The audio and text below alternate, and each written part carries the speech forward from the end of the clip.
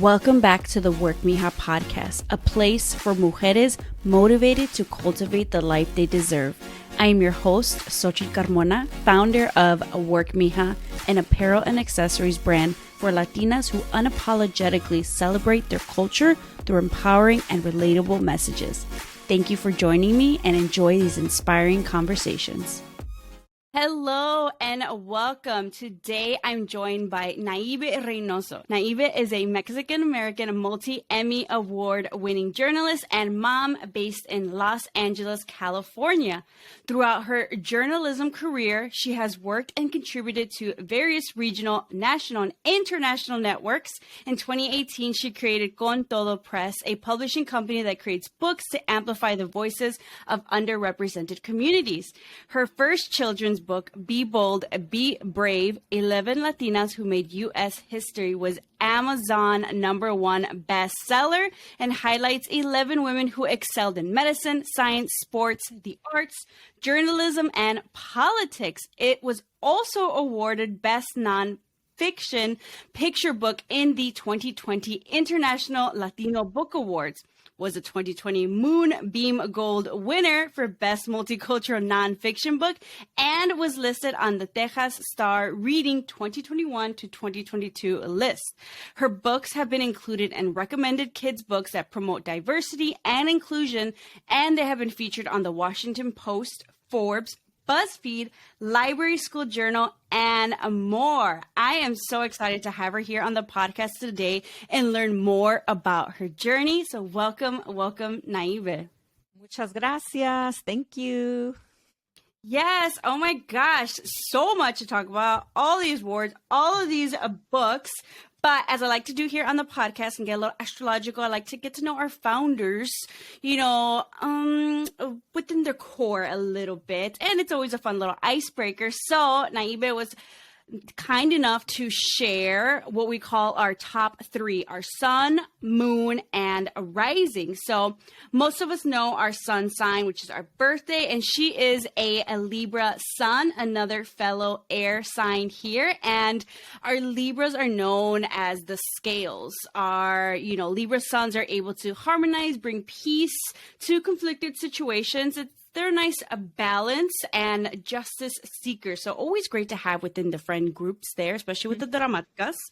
And then she is also a Virgo moon. So our moon sign rules our body and our emotions. And our Virgo moons, they are very, much about that attention to detail, the precision. They can be very humble and calm and, kind of reserved people. Libra risings. So two little Libras happen on here. So our Libra risings are very self-motivated, but can also maybe be a little competitive fireball. They have a really great forceful personality and strong will, can have an unforgettable type of nature, very noticeable. And I read something which I kind of want to see if this comes out a little bit, maybe as we talk a little bit more and more about your work, but kind of a Libra risings who are also Libra suns, there's something about a desire for that self-development that might lead to success, which reflects in your career and or position. So, but in general, they have very great qualities of a leader. So excited to get to know more about you. I'm not sure if you also kind of look into astrology or had seen any of these things before. No, I mean, all I know is that I'm a Libra, but I don't know anything about Libra rising and Virgo moon and all of these things. So it's fascinating. And one thing I'm going to tell you that I've never even thought about is that Libra is, a symbol of the weights, right? Of justice, of equality. And that's my whole thing in my career as a journalist. I'm always seeking the truth and seeking stories to equal the playing field in our community, to highlight Latinos, not just in the stereotypical way, but also highlight the good work that we're doing and the amazing contributions that we do. And also in my books, Con Todo Press, I make sure that there's justice in media, there's justice and equality. So I feel like, wow, maybe Because it's so funny, because I do feel like I was born for this. Like I can't even control it. Like I can't say no to the work and the passions that I have. So I guess we're born with these with these signs and with these passions already kind of, the little seed is already within us. So it was interesting to kind of like, wow, think about that correlation. So thank you.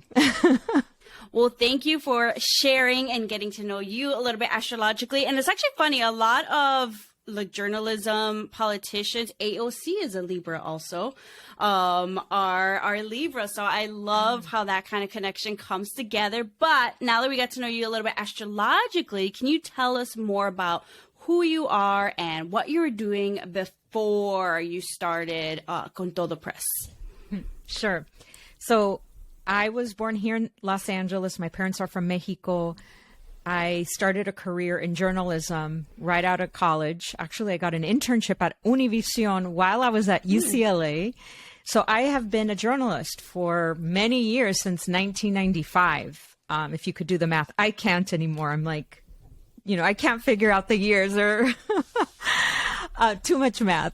So yeah, I covered national, local, regional. I've worked in Spanish. I've worked in English.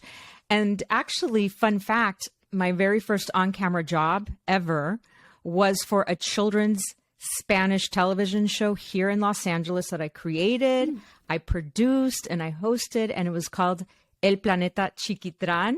And it was kind of campy, really campy. It was based on a planet of children. And I played this alien from this planet that was learning along with the kids, right? An adult alien that was like, so what does this mean? And what does that mean? Kind of like that naive character that's trying to learn about planet Earth. And I did that for 3 years. And then after that, I just jumped into reporting. So it's kind of funny that it's come back full circle. And now I'm back with children with my Con Todo Press publishing company. Oh, wow. And then so at what point did you go from, working in journalism and then deciding to, okay, I'm going to write a children's book? Mm-hmm. I think it was like the perfect storm, or maybe the imperfect storm that created a perfect storm, because it was back when we had a Republican candidate for president that actually won the election, and I don't want to say his name. But he shall not be named. Right.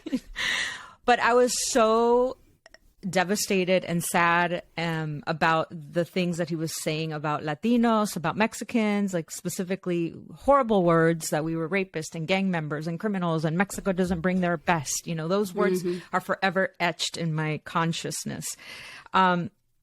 So at that time, I just felt powerless. I felt really powerless. Like, how could this man have so much power that he has this platform where he's just saying whatever he wants and people are listening. And these are my people. He's talking about my people. And I felt so powerless. So I think because I have been a journalist, I know the power of media. I know how powerful it is to have a platform and to amplify your message. So that made me feel like I want to fight his words of hate with words of hope, right? I'm a mom, so it really hurt my feelings as a mom to know that not only my children, but other Latino children and other non-Latino children are getting this message. So the Latino children are going to internalize all of these horrible things. And then the non-Latino children are going to think that that's what we are, right? When they hear these words. So I just said, you know what? Ya basta. Like, I need to do something about this.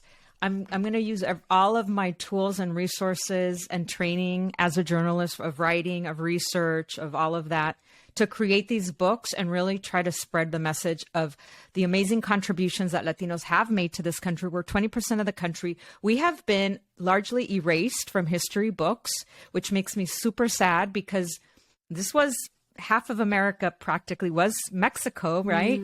At one point. We have contributed so much that we do not get credit for. Not only the workers in the fields and people in the service industry, but also, Supreme Court justices, Oscar winners, all of these amazing contributions that our people have done that we don't get recognized. I always feel like we get kind of put to the side. Oh, they don't care. They're not going to speak up. They don't matter, etc. So basically those two feelings merged. Actually three, or I would say, three. So the feeling of being powerless to those words, the anger I had as a mom of how this was going to affect my children and my community and all the kids that are kind of absorbing these words of hate. And then I just said, you know what? I've always wanted to be an entrepreneur, that wasn't, wanting to be an entrepreneur wasn't really what made me do the books. But the anger of defending my community gave me kind of that fearlessness to do the books, right? It was, now I didn't have the luxury of diddly daddle, like, oh, I'm too scared to open a company. Now it's like, I don't care if I'm scared. I need to do this because my community needs more books that reflect us in a positive way. If you're going to do it scared. I think we always do things, feel the fear. I remember when I was a little girl, I read this book and the title was Feel the Fear and Do It Anyway. And I've always held on to that. Feel the fear and do it anyway, because we are going to feel the fear.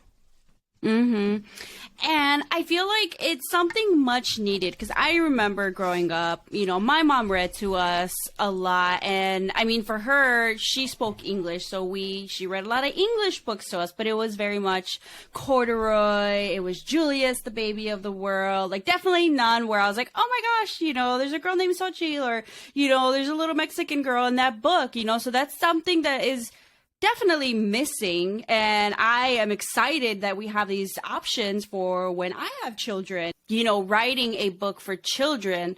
What does that process, if you're like, I'm going to write a book, what does that process look like? Do you have to pitch the idea first, get it picked up, then create, or can you vice versa, create and then find someone to publish? How do you even go about writing a children's book? Yeah, there's different ways to do it. So you can either self-publish, or you can do the traditional route, which is doing a pitch, finding an agent, having the agent pitch your idea to a big publisher. But that takes a lot of work, and it's not guaranteed. And there's a lot of gatekeepers. There's not a lot of Latinos in that industry, in the traditional space. So that's why we don't have a lot of Latino books. So it's a hard, difficult way to get in. It's not impossible. And there's been many Latinos that have been able to get into that traditional space. But I didn't even want to waste time, because I felt personally the urgency of creating these books, that I just wanted to get them done. So I created and I started my own publishing company. So the way I do it, that I have my own publishing company, is that I think of an idea, I write it, and then I hire an illustrator. Then after I write it, I hire a copy editor to copy it, edit it, and then someone to correct the grammar. And then I hire an illustrator to obviously match my words with pictures, and then send it to the printer, and bam. Yeah. I mean, there's obviously a lot more little details than that, but I'm just kind of giving you the small version, the short version of how to get published. And so basically, did you feel like, I'm going to just bypass that obstacle by creating my own publishing company? Like, what would, I guess, what are the challenges you face as the author, going through your own publishing company versus going through an established publishing company? Like, what are the pros, cons, like, that you've experienced? Well, it's funny because now I have been traditionally published by Disney, by Random House, by all these other companies that reached out to me to write adaptations of some of their intellectual property. Like, I wrote the adaptation for Encanto, for the Little Golden Book. And I wrote this other book for a Netflix children's series called Karma's World. And I've done other books. So they came to me. So it wasn't like me knocking on their door. But as far as the challenges of self-publishing, I mean, I had to teach myself everything. I did hire a book coach for a couple of sessions that just gave me the basics. Like, how do I get an ISBN? How do I get a barcode?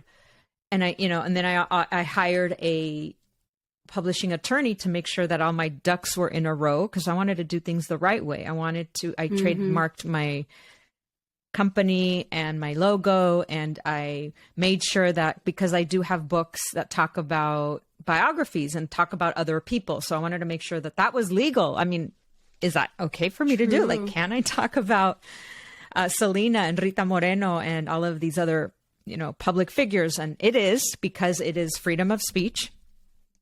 But there's also things that I reach out to him here and there, because you just don't know. And when you start a business, it's really important to make sure that you do things the right way. So, because you want to feel like confident in what you're doing. You don't want to feel like you're building a house with a weak foundation, right? So you build a house with a really strong foundation that's going to cost a lot of money at first, but your foundation now is strong because you've invested in that.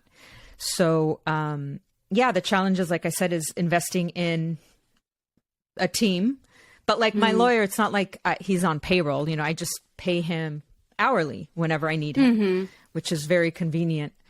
And I hired the coach for a couple of sessions. I hire copy editors and these copy editors look at my books or my manuscript before I actually publish. They're experienced copy editors. They've worked for Scholastic and Random House and all of these other amazing publishing companies, because I want to make sure that I'm doing things, like I said, the right way. And so what is your total of books you've written under Con Todo Press Publishing? I'm starting to lose count again, just like I'm not good at math. That's awesome. Okay, so let me see. I have Be Bold, Be Brave, Fearless Trailblazers, Courageous History Makers, An Educator's Guide Companion Book, Courageous Camila, How to Fold a Taco, Be Bold, Be Brave Chiquitos, El Cucuy, and then my new book, which is coming out in the next month or so, Abuela's Wishing Tree. So I have 9. And more on the way. From what year to what year? So my very first book was released in 2019. Oh, wow. That's a lot of books since 2019. Yeah. And I feel like I could have done more books, but it's just me. I have been trying to delegate and hire more contractors and this and that, but it's hard.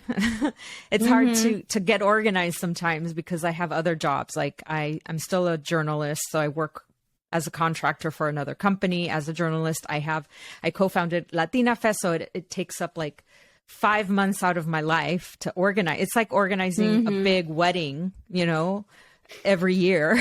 And I enjoy that as well. So there's a lot going on. So I'm trying to figure it out, and I want my company to be super successful. So I'm trying to just and that's the hard part. You asked what's the hard part? That's the hard part, figuring it out, because especially when you're first generation, you don't have that legacy of oh, my dad had his own company, or my uncle has his own. So he his whatever, it doesn't have to be publishing, but it could be any other company that they can give you the template, or they can kind of tell you, hey, why don't you do your company? I'm learning everything on the fly. I didn't go to business school, so I'm just joining groups. I'm listening to podcasts about business. I am applying to different cohorts and different grants that also come with a cohort of mentors and this and that, to basically teach myself how to run this business and how to make it super successful.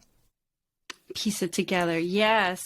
And so for those of us who don't know, so you have your books, you have the publishing company. Is it normally the responsibility of the publishing company to market the books for you? I'm thinking music wise, record labels, right? When you go with you create the song, you go with the record label.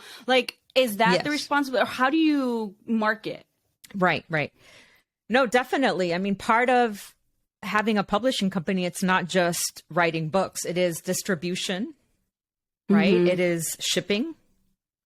It is marketing. And marketing, the way I do it is I do ads on Amazon. I do ads on social media.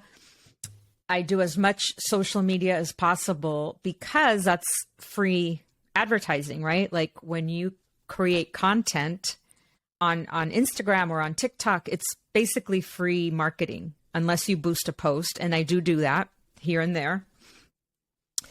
And that's about it. I mean, I have done a lot of interviews, like press interviews because I'm a journalist, I do have a lot of friends that are reporters or no reporters. So I've been getting a lot of, I've been lucky where I've been getting a lot of attention from just because I know all of these reporters, especially in Los Angeles. So I'll send them up my little press release that I write, or I'll go, hey, I'm releasing a new book. Do you think you would be interested? So I do a lot of like that kind of guerrilla marketing, so to speak. I was about to say, your pitch has probably got to be very good. You know what journalists are looking for, what they're going to open. What's that? What is it? The subject line? What's a good one? Opener? Right. Yeah. And even when getting coverage in the media is super hard. What it's called earned media, meaning you didn't pay for it. They're just voluntarily choosing to do a story on you. It's really hard because, even me as a journalist, knowing what kind of headlines these reporters are looking for, having friends that are in the industry, it's still hard to get airtime. But, we do our best. And I've been lucky that I have been in Univision, Telemundo, National, Local, not New York Times yet, Washington Post, LA Times. Like I've gotten BuzzFeed. A lot of outlets have covered Con Todo Press, the Con Todo Press journey. Oh my gosh, that's amazing. And I can just only imagine how many more are coming. And I bet that's just like a hard definitely, but like they're hard critics probably, where it's like, are they going to open this? Are they not? But what I'm wondering, the even harder critics are the people that you write these books for, which are the kids. There's writing a book, but then writing a book for kids, specifically, to portray underrepresented communities. Like, what would you say, like, makes not only a good book, but an engaging one for children to kind of like teach them, about these historical figures, especially maybe the nonfiction, but even the fiction ones. Like, how do you write this book? And then how do you know, like, these kids are going to be like, oh my gosh, Mom, I want it. It's going to be the next big thing. Well, it's really tough, obviously. So for my nonfiction books, which are my biography books, I tried to make them very colorful, the characters very appealing, and also rhyming in English and rhyming in Spanish, right? So I think that's a good way to, because if you write for children, for young children, and it's rhyming, it's almost like a song that you're singing to them when you're reading it. It's like a cadence, right? And children love songs. So that's the tactic I use for my nonfiction books and for my fiction books, except for Courageous Camila. That one does not rhyme. But the taco, How to Fold a Taco, it's just a really, really fun book and silly book about ridiculous ways you can fold a taco, which obviously are not real. Like, hire a helicopter and hire a dragon and a dinosaur to help you and blah, blah, blah. And all of this rhymes. But at the end of the book, I made sure, even though it's a fun, silly book about how to fold a taco, at the end of the book, I always insert a message of empowerment. Like in that book, I talk about, at the end, I do a little history of the taco, and I make sure that I write that the indigenous populations cultivated and pretty much created corn, which now allows us to have tacos, because corn was the first kind of taco. Like, you made tacos out of corn tortillas, and then after, the flour tortilla was introduced, but the original OG tacos are corn tortillas. So, so I start with that little piece of information, that the indigenous population were really great in agriculture, and they created this system of corn. Corn did not exist. If it wasn't for the indigenous population of Mexico and South Mexico, like in a little bit of South Mexico, we wouldn't have corn syrup. We wouldn't have corn. People don't know that. Like, remember when I said that a lot of times our history is kind of not really acknowledged or taken into consideration? That's a big deal. Like, a lot of these soda brands wouldn't be as popular because they're created with corn syrup, right? Think about everything made with corn. So make a long story short, I always try to, even though if it's a fun book, I always try to insert some kind of like fun fact about the contributions of Latinos. And writing books for kids is such a delicate balance, and it's so hard because you want to have fun. Like, that's why I think my books are a mix. Like, I want to have fun books that are just silly, right? Like the How to Fold a Taco, and my next one is How to Stuff a Piñata. And I also have Te Amo, My Little Taquito. I Love You, My Little Taquito. That's, just really cute. But Courageous Camila does touch upon a little bit the struggle of our culture, and some of the hardships that our culture faces, because it's like, you don't want to further traumatize kids and go like, oh, it's all bad, we're suffering, but at the same time, we also don't want to ignore some real facts. So in Courageous Camila, it's about a little girl that really wants to do jujitsu, and her mom puts her in a jujitsu class, and she feels like she can't do it. Like, she keeps failing. And the mom is like, it took me forever to learn how to make grandma's tamales. I failed so many times before I made the perfect tamale. So you have to do the same thing in jujitsu.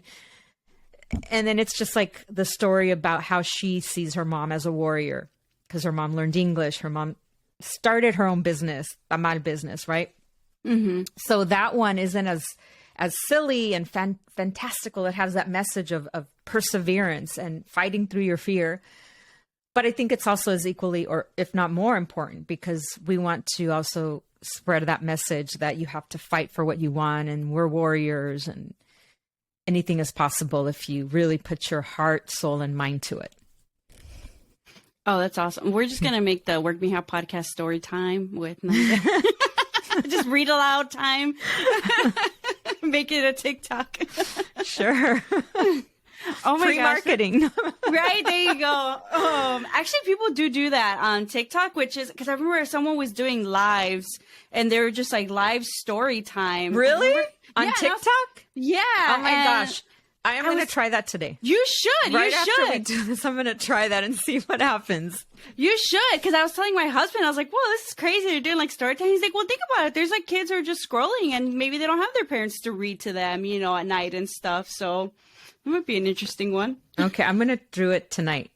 Yeah, do it. Oh my gosh, I'm gonna look. Oh my gosh, but yeah, like definitely try it. And I feel like there are so many stories to be told, nonfiction, fiction, and fun traditions to share, and then in the fiction section. So for you, like I bet you probably have a list. Like, how do you decide like what book needs to be written next? Like, do you have like a spreadsheet of like 100 different ideas? I do have a spreadsheet. I do, of like all my ideas, and then some are more developed. And I've actually already written 2 ideas that are like, they're written, they just have to be copy edited. The copy editing process takes it to the whole nother level. So we can't skip that part. And then I have like, I definitely have my list of things that I want to write about. Books. And then how old are your kids? Do you like test these out with them beforehand? Oh my God. To see?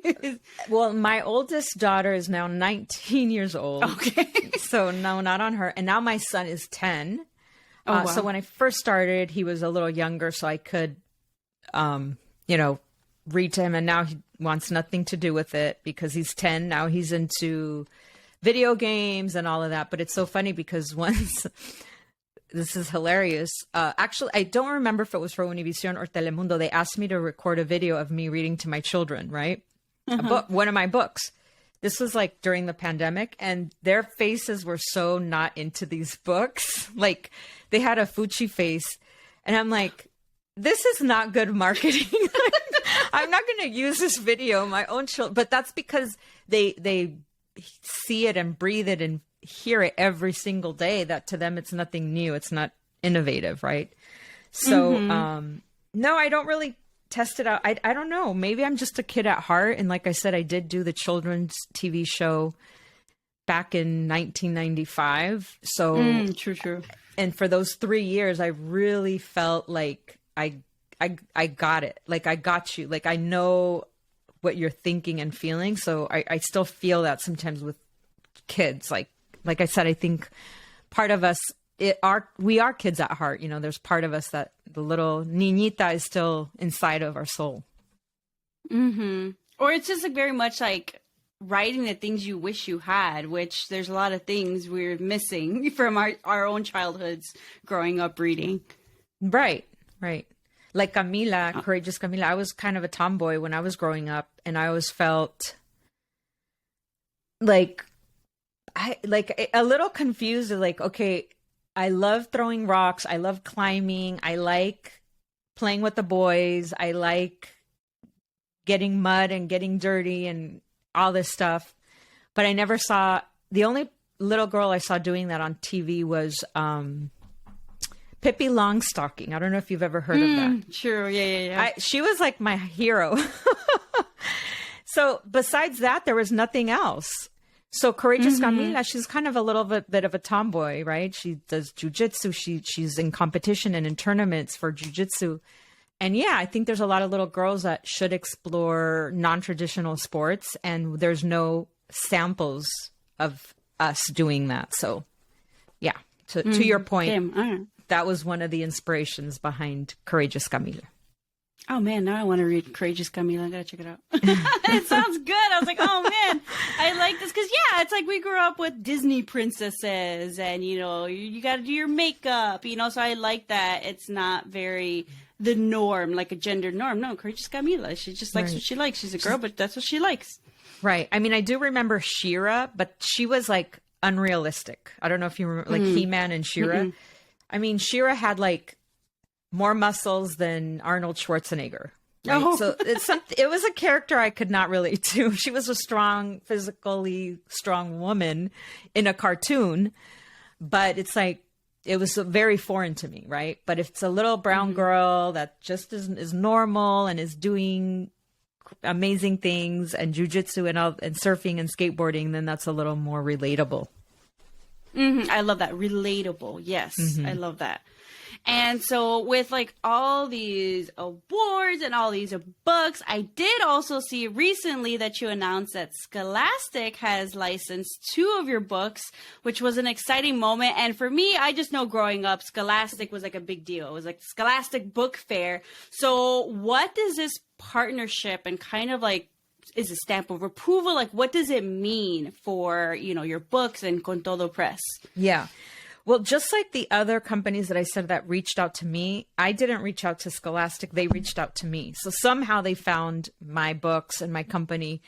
And yeah, and they licensed Courageous History Makers and Fearless Trailblazers, which are 2 nonfiction books about Latino leaders. And of course, yeah, it is like a stamp of approval. It's like, I mean, it's a little bit of that, and it's a little bit of an indication that maybe our world is opening up a little more the idea that we do belong in books, right? Because Scholastic is the biggest distributor of educational books in schools. However, it makes me sad that a lot of books like mine are being banned. And I don't know if you're aware of this. Like I was Florida, about to ask next. Dang, yeah. Like in Florida, I remember I posted recently one of my books, and someone asked me, are these banned in Florida? And it just took me aback, like, wow. Like we you know, one step forward, we take one step forward and 2 steps back. Because, you know, Florida, I guess they don't think that diverse books have merit, and that they do more harm than good, which is very sad.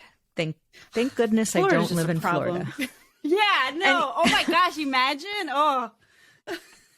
Did they ban all of your books? Like, are they all on the list? Or which ones made it on the list? I don't know if any of my books have made it on the list. I don't know, but I'm sure they would not be approved if they're banning diverse books, especially bilingual books, which, like I said, is really sad, because on the one hand, you have a huge company like Scholastic embracing these diverse books that are bilingual. and have a positive message. On the other hand, you have certain governments banning the exact same books. Is it just Florida? Which other I think states? Texas. I think I'm not that. I'm allergic to bad news, to bad. That's why you switched to children's books out of the journalism. Yeah, I'm I don't even want to read this article because it's going to make me sick. And when I do read headlines, it's the same kind of concept of people that don't read their uber popular celebrities that don't like reading comments because they're going to be criticized or negative comments. I feel the same way when my community is being attacked. It hurts me. It hurts me, and I don't want to take into my soul something that's going to hurt me, right? So I know that it exists, but I'm not really in the weeds as to how bad it is, these book bans, because I know it's going to be hurtful for me. And I should, because as an advocate for diverse books, I think I should be a little more aware of exactly what parts and what school systems are banning our wonderful books. But I don't know. I feel like I don't want to go down that rabbit hole. Yeah. Does that affect distribution or anything? Or is it with school partnerships or anything? It hasn't affected me that I felt yet. Okay. But I think it's just not good. It's not good. It's not good. The message that these book bans are sending, not only to book buyers, but to children and to parents. And there's a lot of parents that support these book bans. It made me so sad that I almost cried. And I think I might have gotten really sentimental that, Roberto Clemente, and I'm not sure if you know who he is, but Roberto Clemente was a Puerto Rican baseball player that was super, super talented. And he passed away, I don't know what year, a long, long time ago, in a plane crash because he was on the plane to distribute supplies to children in need. And the plane crashed. Long story short, he's been revered and rightfully so. He was not only an advocate for his community, but he really gave back. His biography is banned. His biography is banned because he advocated for racial equality. That's why they're banning his book. That's why. Can you believe that? And also a book about Jean-Michel Basquiat, who was half Puerto Rican, half African-American.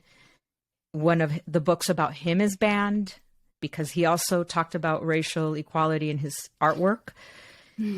And I'm telling you, I literally wanted to cry when I was how could this man who gave his life to improving the life of other children in need his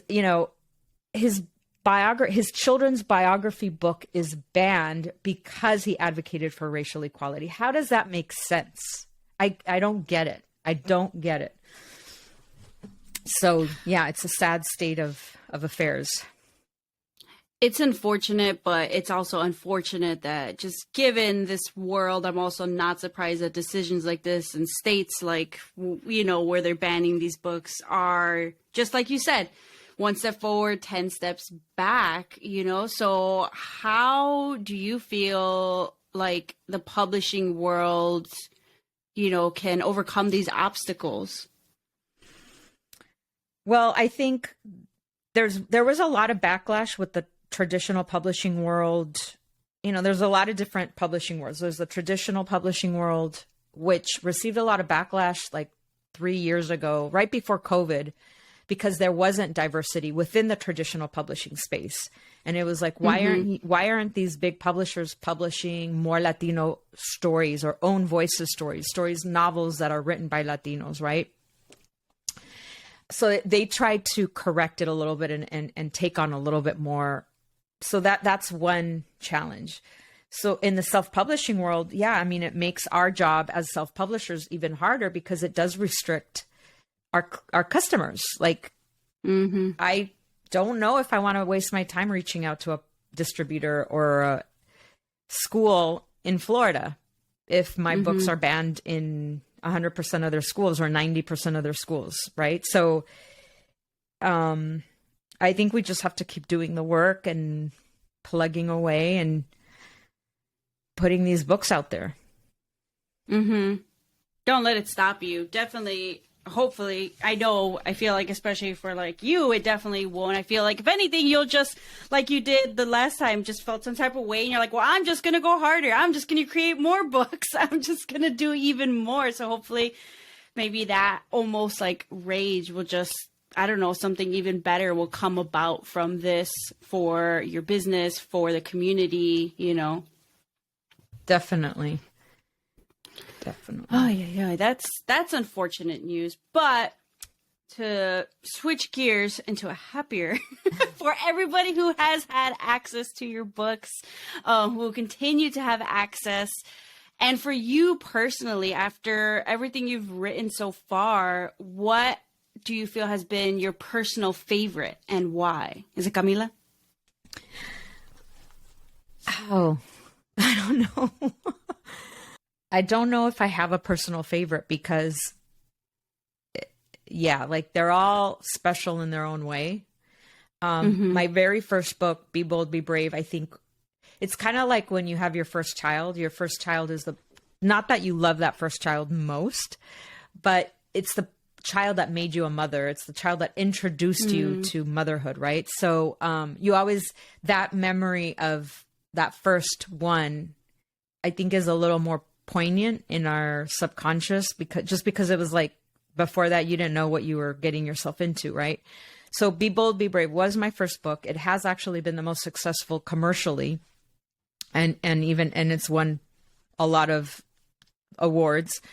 So I think I hold a special little place in my heart for Be Bold, Be Brave because it taught me to be bold and brave, right? It taught me it forced me to be bold and brave, just like the title of the book of just do it, just go for it, write this book, share your message to the world. So I feel like there's a bond there with that first book. Oh my gosh. Yeah. And I don't know, even, now that we're talking about, this whole book ban thing and then Be Bold, Be Brave, I feel like just that book in general, that's what you're doing. You're being bold, you're being brave, you're pushing through these injustices. Libra sun is always fighting these off. Right. So I continue to be bold, be brave, and I hope that it continues to inspire little young girls to be bold and be brave and see the world that we live in, but just, continue on. And with that, as your business grows, as your book list grows, as Con Todo Press grows, like what goals, if you can share, do you have for Con Todo Press?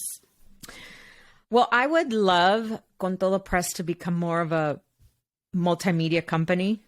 I would love to do a podcast, an educational podcast about different things of Latino leaders and Latino facts. And did you know that like corn was invented or created by the indigenous agriculturists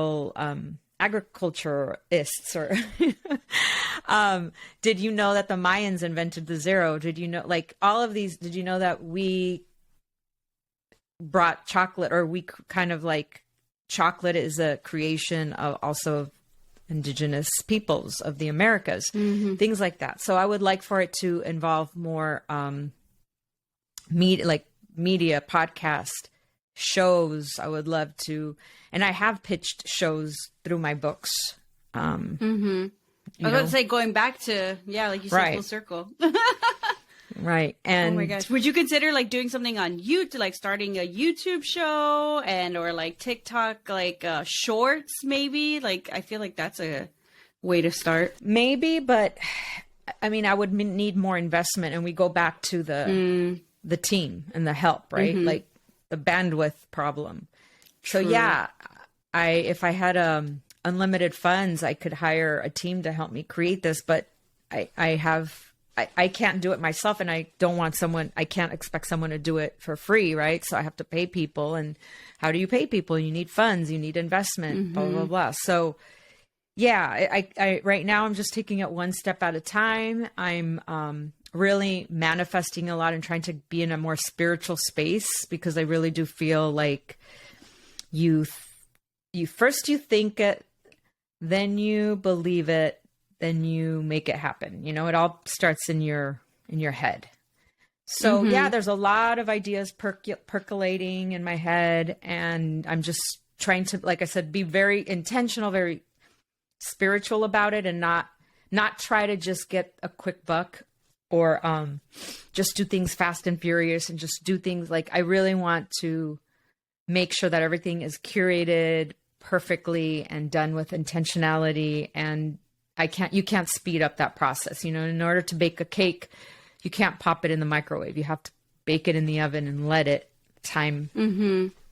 bake. So yeah, a lot more plans in my head. So we'll see what happens in the years to come. It's a Virgo moon, precision, details, logistics. Let's plan it out and speak it into existence on the Work Me How podcast. So hopefully we'll have to do an update and see how that all is going in a couple years, months, who knows. But I'm excited for that and for you, and just to see everything just grow. And, definitely we'll be having to add some of the books to our future list. But before we end this podcast, just had a quick few lightning round type questions. If you want to answer, the first thing comes to mind, you can expand, don't worry.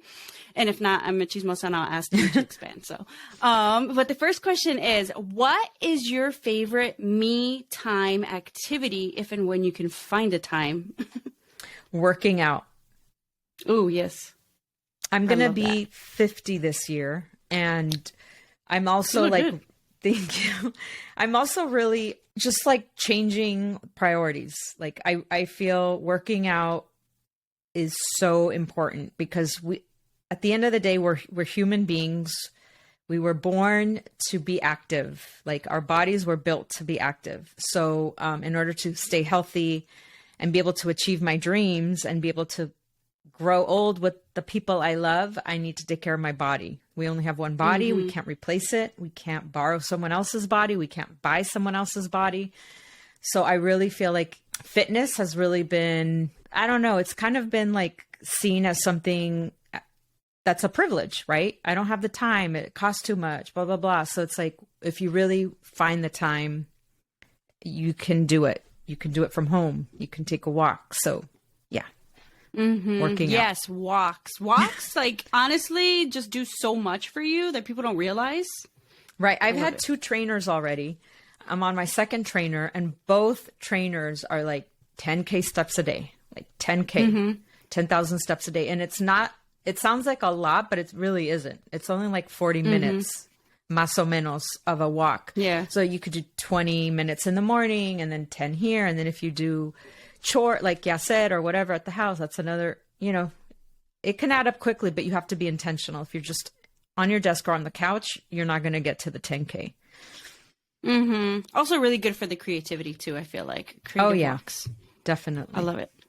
Okay, next question. What is the best piece of advice you have ever received? I don't know.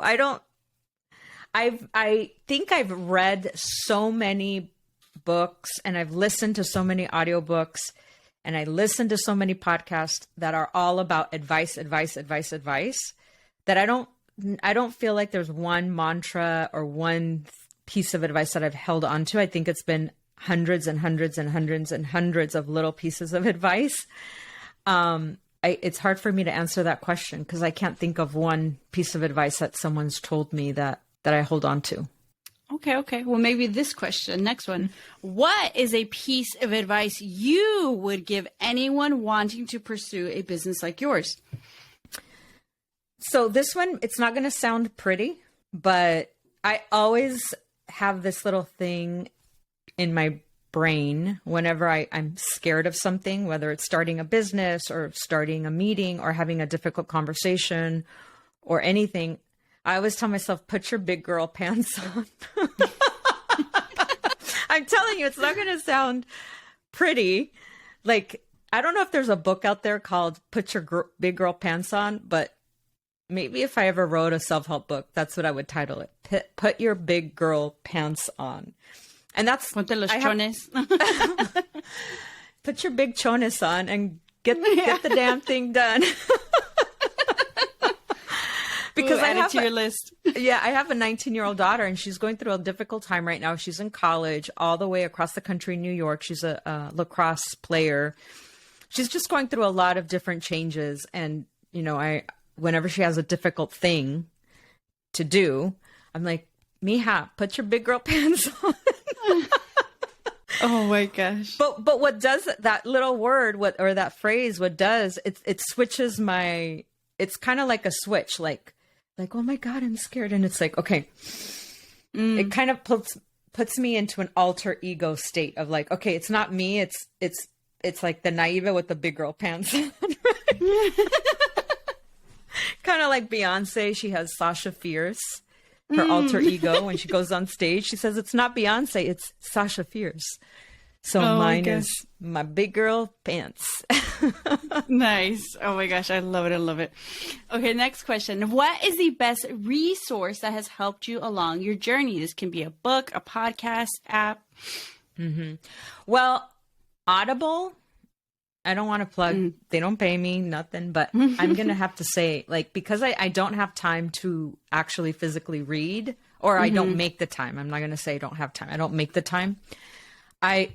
I have listened to so many books. There's so many books out there that, like, there's this one book called something like I Am Home, or I'm Home, something like that. And it's like about your internal spiritual journey of like building a home that you feel at home with, and not relying on someone else to build a home for you. Not obviously a real physical home. It's more like a symbolic home, right? But I've discovered so many different amazing books.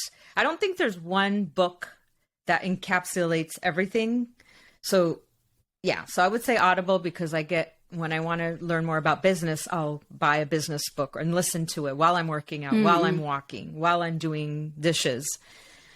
If I want to be more spiritual and get in touch with that, I'll buy a book. Or, podcasts. If you don't want to buy the books, you can also listen to podcasts that can help you, like with these, like speaking of podcasts, one of the podcasts says, if you can't afford a mentor, or if you don't have mentors in your life, you can people that are writing books or having podcasts can be your mentors, can be your faraway mentors, but they're still your mentors. You could still listen to them and take their advice and all of that. So yeah.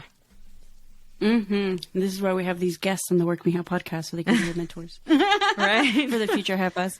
But Definitely. Yes, I love listening too, because I prefer the art of multitask. So while I'm driving, I was like, oh, do I have to drive like 40 minutes? I was like, well, let's listen to a good podcast, listen to an Audible. I will try to get them for free at the library, but those wait lists are crazy long. So podcast for me. Yeah, definitely. Podcast. There's hours and hours and hours of anything you could think of, any topic. Or something for everyone, for real.